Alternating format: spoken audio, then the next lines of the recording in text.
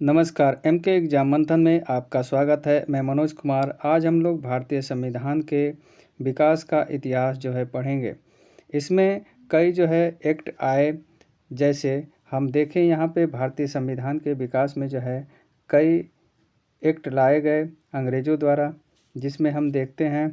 उसके पहले यहाँ पे देखें कि जो अंग्रेज़ थे वह 1600 ईस्वी में एक कंपनी का निर्माण करके, ईस्ट इंडिया कंपनी का निर्माण करके वो भारत में आते हैं। और वह धीरे धीरे यहाँ की परिस्थितियाँ जैसे जैसे उनको अनुकूल मिलती गई, उस तरीके से अपने आप वह डेवलप करते गए। भारतीय प्रशासन में उन्होंने सबसे पहले 1757 ईस्वी में एक प्लासी की लड़ाई लड़ी, जिसके पश्चात भारतीय प्रशासन में उनका प्रभाव कुछ बढ़ गया। इसके पश्चात 1764 में बक्सर का युद्ध हुआ, और इस बक्सर युद्ध में तो उन्हें बंगाल, बिहार और उड़ीसा की दीवानी मिल गई, जिसकी वजह से उनका अधिकार क्षेत्र और विस्तृत हो गया। इसके पश्चात हम देखें, जब ये स्थिति आ गई तो अब बंगाल पे ब्रिटिश ईस्ट इंडिया कंपनी का पूर्ण रूप से नियंत्रण स्थापित हो गया, और शासन उनके अनुकूल हो गया। इस तरीके से उन्होंने कई समय समय पे एक्ट पारित किए, और उन एक्टों के माध्यम से ही भारत का संवैधानिक विकास हुआ। तो आइए देखते हैं कि भारत के संवैधानिक विकास की कई सीढ़ियां हैं। जैसे हम देखें, 1773 का रेगुलेटिंग एक्ट यह सबसे पहले पास किया गया था। इस एक्ट के तहत जो ब्रिटिश सरकार थी, अर्थात ब्रिटेन की, उसने पहली बार कंपनी के अधिकार क्षेत्र पे नियंत्रण स्थापित करने की कोशिश की। उसके पश्चात 1784 का पिट्स इंडिया एक्ट पास होता है। उसके पश्चात 1793 का चार्टर अधिनियम, उसके पश्चात 1813 का चार्टर अधिनियम। ये सारे जितने भी चार्टर थे, यह चार्टर जो थे जो कंपनी थी यानी ब्रिटिश सरकार थी, वह कंपनी को अधिकार देती थी 20-20 वर्ष पर, और जिसके माध्यम से वह भारत में या अन्य क्षेत्रों में व्यापार करते थे।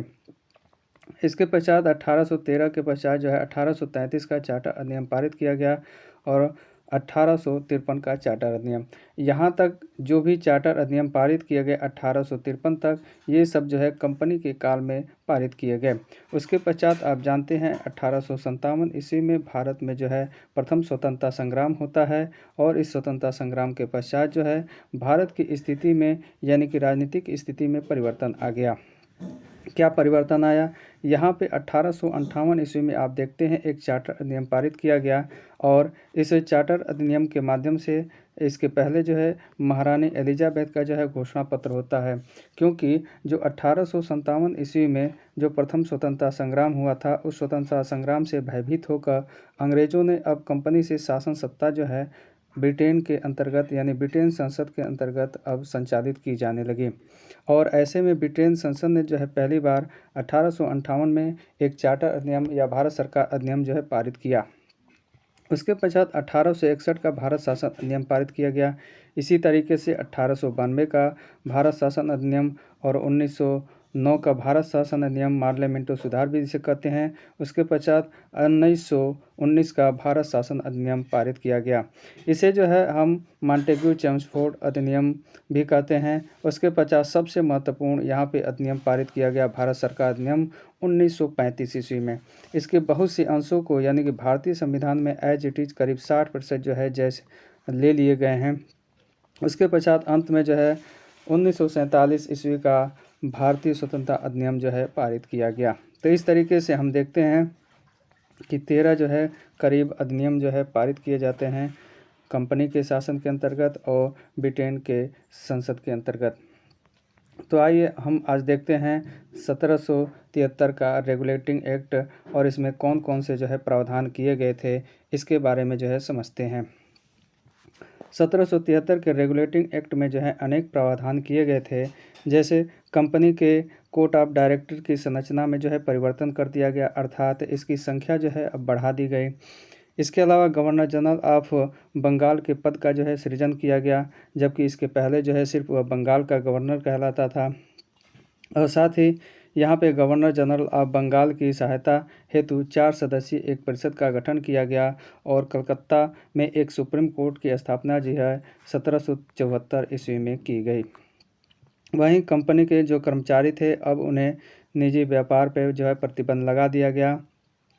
क्योंकि वह निजी व्यापार करके जो है बहुत ज़्यादा जो है धनी होते जा रहे थे और इसके कारण से कंपनी को जो है घाटा हो रहा था। जब कंपनी को घाटा होने लगा तो उसी घाटे की पूर्ति के लिए कंपनी ने जो है ब्रिटिश गवर्नमेंट से इसने ऋण मांगा। जब ऋण मांगा तो ऐसी स्थिति में ब्रिटिश गवर्नमेंट ने ये देखा कि ये कंपनी के कर्मचारी तो धनी होते जा रहे हैं, लेकिन कंपनी जो है घाटे में क्यों जा रही है। तो उन्होंने देखा कि जो कंपनी के कर्मचारी हैं ये जो है व्यक्तिगत व्यापार कर रहे हैं, अर्थात जिससे जो है भ्रष्टाचार फैल रहा है। इसलिए जो है इन्होंने कंट्रोल करने के लिए पहली बार जो है ब्रिटिश गवर्नमेंट ने जो है ब्रिटिश संसद ने जो है रेगुलेटिंग एक्ट पास किया।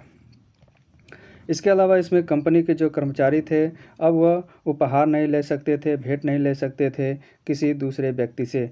ये पूर्ण रूप से जो है रेगुलेट करने की जो है कोशिश की गई इस रेगुलेटिंग एक्ट के माध्यम से। इसमें जो है सुप्रीम कोर्ट का जो है स्थापना की बात की गई थी, जिसकी स्थापना 1774 ईस्वी में की गई और यह भारत में न्यायिक व्यवस्था के इतिहास में एक अभूतपूर्व घटना मानी जाती है, क्योंकि इसके जो है दूरगामी परिणाम हुए।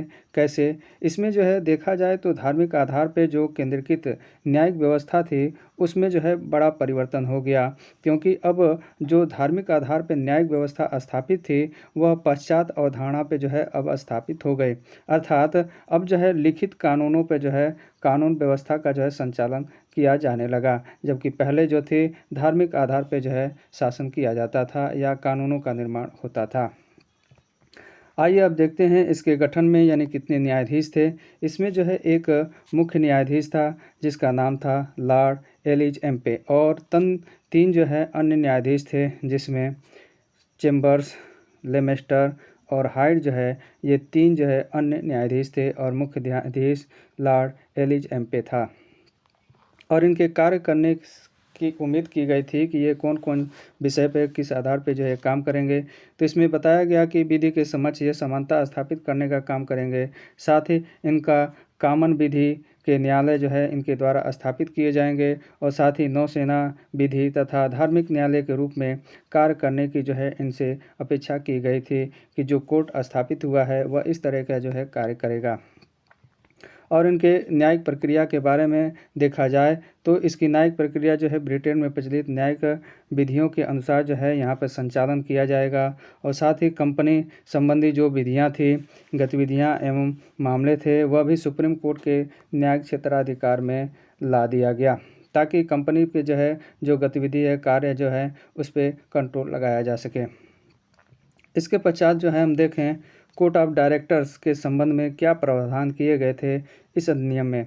इसमें जो है कोर्ट ऑफ डायरेक्टर्स की जो संख्या थी वह 24 थी, जिनका कार्यकाल 4 वर्ष था और इसमें 25% जो सदस्य थे वो प्रत्येक वर्ष जो है रिटायर होते थे। और इसमें पहली बार जो है ब्रिटिश कैबिनेट को भारतीय मामलों के नियंत्रण का जो है अधिकार प्राप्त हो गया था, यानी पहली बार ब्रिटिश कैबिनेट को जो है भारतीय मामले में नियंत्रण का अधिकार प्राप्त हो गया था।